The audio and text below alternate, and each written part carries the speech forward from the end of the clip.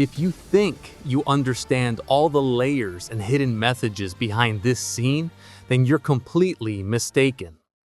This scene is far deeper than you imagine, carrying far more beneath the surface. And that's exactly what I intend to clarify in this video, because I genuinely believe I can summarize the entirety of Attack on Titan through this single scene. The first impression this scene gives you is simply that you're witnessing yet another familiar catastrophe, another chaotic clash between humans and Titans. We've seen this countless times before, but this time, it's far more brutal. The chaos is hellish.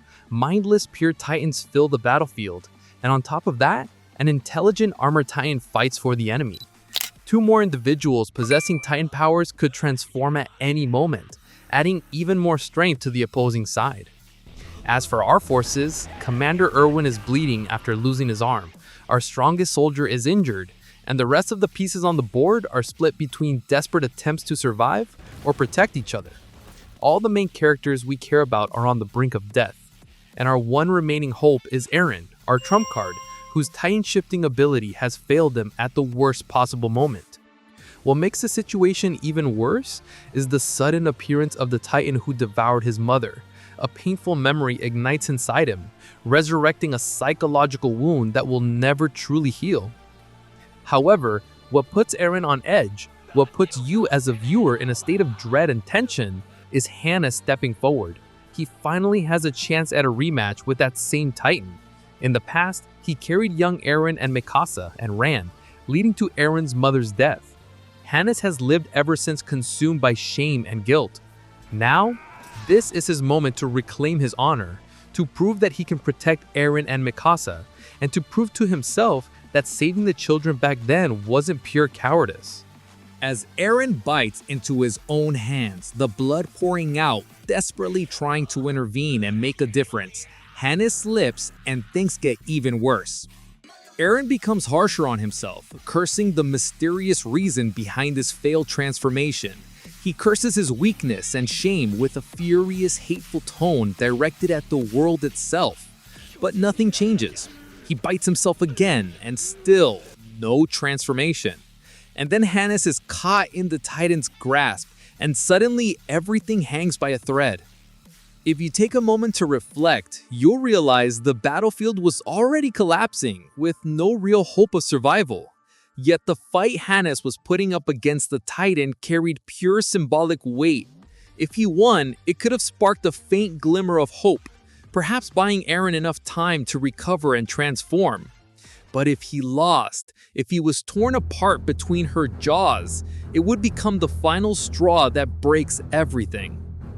During this chaos, Eren, furious and terrified, couldn't stand by and watch. He's scared, and the one thing a frightened person with Eren's kind of resolve hates most is helplessness and despair. If you look closely, you'll notice that Eren is the type who always expects the worst, and then, for some strange reason, blames himself for it. He convinces himself it's his responsibility to prevent whatever terrible outcome he imagined, regardless of his actual abilities or the impossibility of the situation. That's why Eren never settles, never calms down. He rages, tearing into his own flesh again and again, trying to transform. But tragically, in the middle of this struggle, the harsh and brutal moment comes. Hannes falls, devoured by the Titan, in a blunt, unfiltered display of darkness that declares plainly, this is the world, cruel, merciless, and indifferent to all. After that, we see Eren collapse and break into tears. In my view, this breakdown was completely justified. He falls to the ground, crying, screaming, cursing his fate. He blames himself, recalling the wound that never healed since the day he lost his mother. Then he speaks to her as if he were a lost child, calling himself useless, tearing into himself without mercy. It's an incredibly heavy and deeply painful moment. But this is who Eren is. He carries a strange contradiction within him, a colossal will, and abilities that can't always keep up. He wants to change the world. His heart burns for it, but the world doesn't respond. And so he rages and punishes himself because he expects from himself what no human could possibly bear. Others may forgive themselves for failure, but Eren never does. And that's why every moment of defeat becomes, for him, an existential catastrophe. The events unfold, and as a viewer, you feel the light fade away, the entire scene sinking into absolute darkness. This is hell in its fullest form.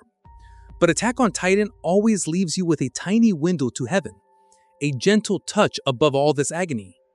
The noise of the world suddenly drops, and Mikasa's voice rises, soft, warm, and beautiful. Eren turns toward her. Her eyes are shining with a rare glimmer of hope amidst the devastation, her features seeming to gather all the beauty left in the world.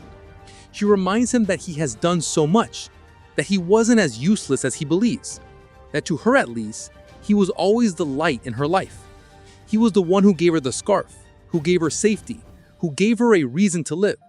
She always walked behind his shadow, and he never failed to give her hope. This is not a moment for him to blame himself. It's a moment to breathe and believe that he was enough. Perhaps Mikasa meant only to calm him, to grant him a moment of peace in this hell, hoping he could steady himself before everything collapses and everyone dies. But Eren drew pure emotional strength from her words. He promised her he would keep wrapping that scarf around her again and again, a clear sign that he had no intention of dying here. He would survive, and he would save everyone. And what's fascinating is that you realize, and he realizes, that he has absolutely no idea what he's going to do. He has no plan. Something simply shifted inside him, and everything changed. His healing accelerated. He stood up, and in complete randomness, without even thinking of transforming, he threw a weak, almost meaningless punch with his human arm at the Titan's hand. The same Titan that devoured his mother. And that is when everything happened. This moment represents the pure essence of Attack on Titan for me.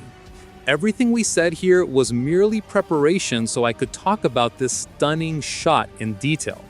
The explosive surge, the miracle that made all of us rise to the edge of our seats in excitement and disbelief. Let's talk about how Eren and his comrades rose from the depths of hell. Why do I believe the essence of Attack on Titan is condensed into the moment Eren first used the Founding Titan's power by sheer accident, when he touched the Titan who was later revealed to be Dinah Fritz, a descendant of the royal family and his father's first wife? Before I answer you, let me talk to you for a moment so the picture becomes clearer.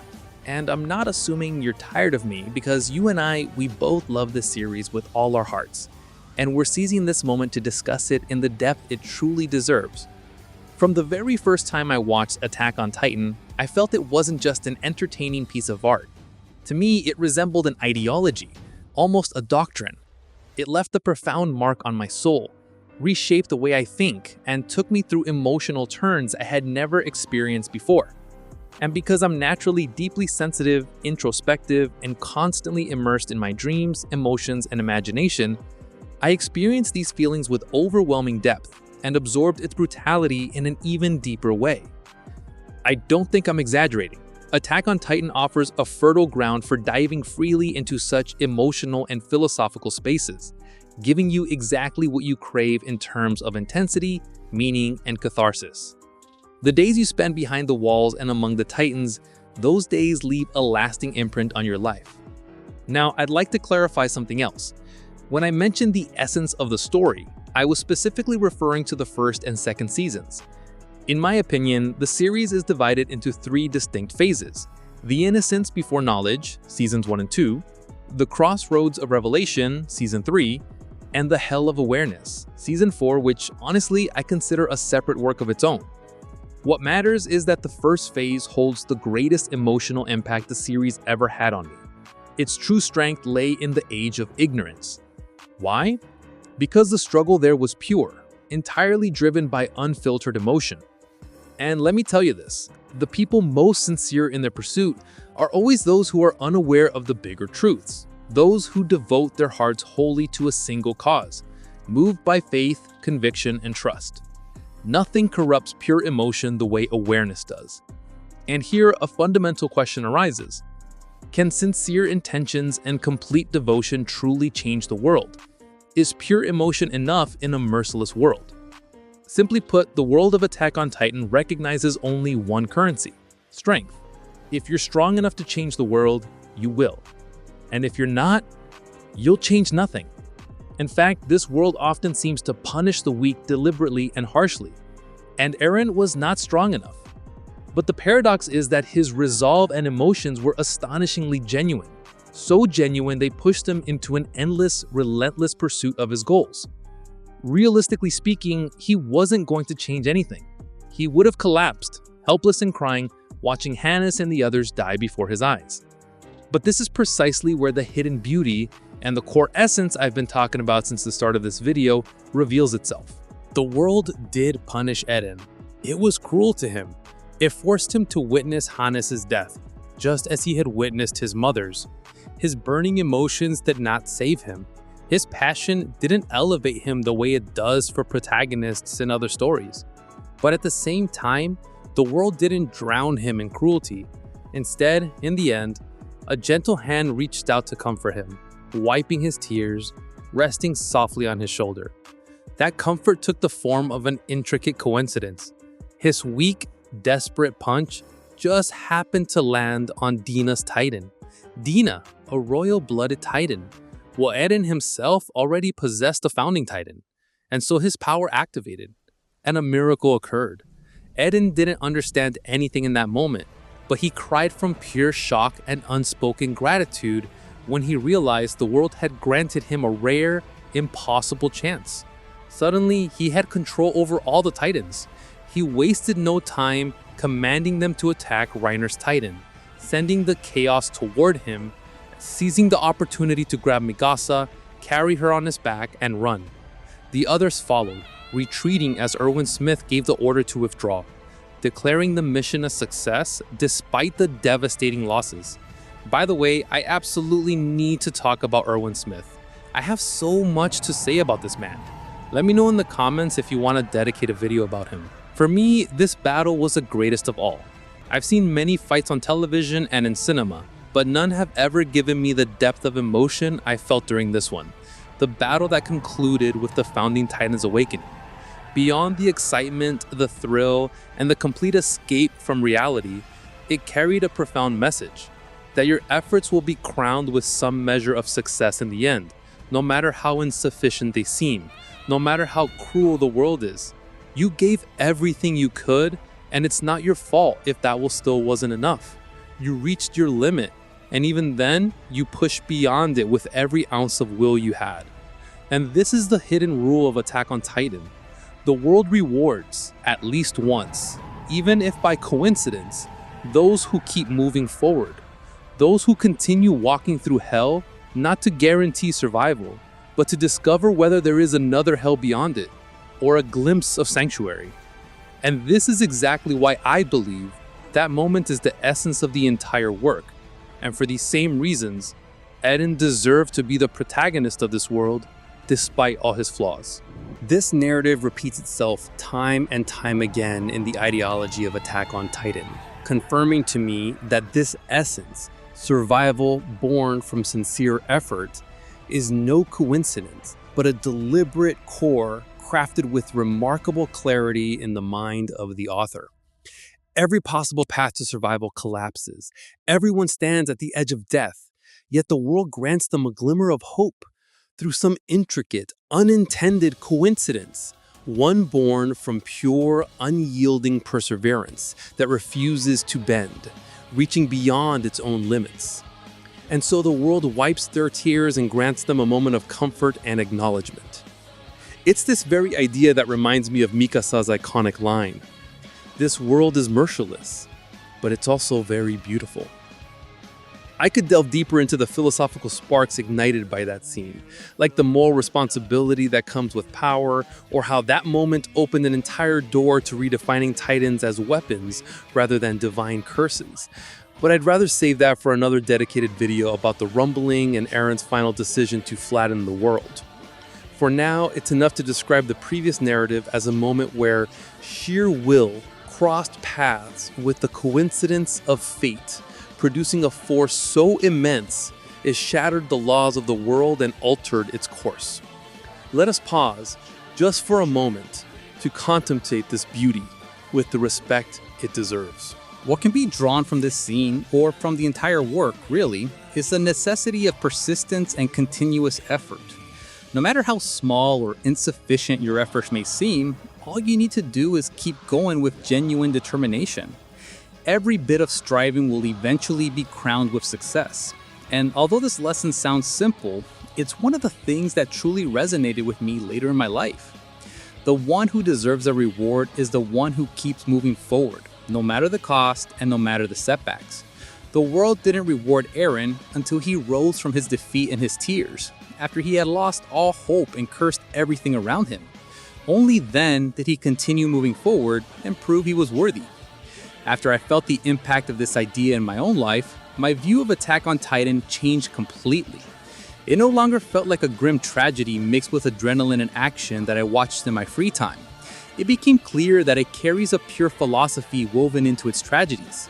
A philosophy that, if we were to discuss thoroughly, could form a new school of thought, or at least offer a new lens on the philosophies we already know. In the end, we can now see that this scene was a decisive turning point in the story, one that may have condensed the largest share of the series' philosophy. After this moment, it became clear that the Titans were weapons, not a curse from the sky. It also became evident that Eren had a long road ahead of him, filled with secrets. Most importantly, we were given a spark of hope after a stretch of overwhelming darkness. I believe this moment serves as a perfect and beautiful conclusion to the phase of innocence before knowledge that I mentioned earlier, and the beginning of the transitional stage represented by Season 3, paving the way toward the painful finale. I have so many thoughts I genuinely want to share about the philosophies of this work and its characters, and I love to dedicate time to talk in depth about its breathtaking music. I never get tired of discussing this series that is so dear to my heart, of exploring opinions, theories, and alternate possibilities.